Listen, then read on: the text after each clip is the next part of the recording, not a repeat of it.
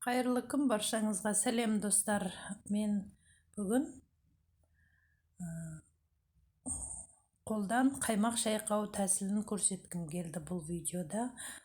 Ол үшін сиырдың сүтін осылай сауып алғаннан кейін сепараторға тартып, жиналған қаймағымызды осылай ыдысымызға салып, әбден шайқаймыз. Шайқаған кезде қаймағымыз басы іри бастайды. Мінекей осылай ірімтік болып іри бастаған кезде оны шайқаңқырай түсеміз. Қолмен де шайқауға болады, болмаса қасықпен де шайқауға болады.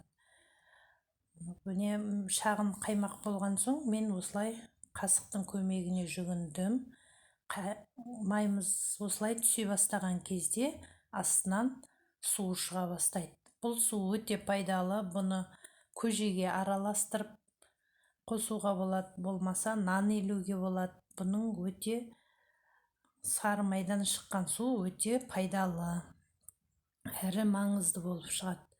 Мінекей осылай сары майымыз түскеннен кейін басын біріктіріп, әдемілеп мұздай сумен шайып отыратын боламыз.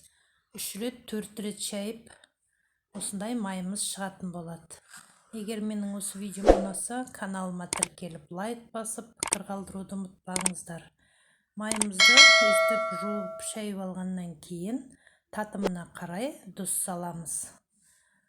Тұз салғаннан кейін майымызды осылай әдемілеп артық суын шығарыңқырап алып, енді ыдысқа, болмаса осындай салафан қалталарға салып, қатырып қоюыңызға болады.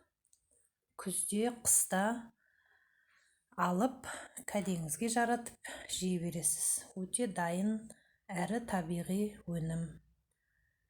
Баршаңызға ас болсын, сіздер де осындай сүттерің көп болып, майларыңыз молынан болсын. Менің каналымда кездескенше.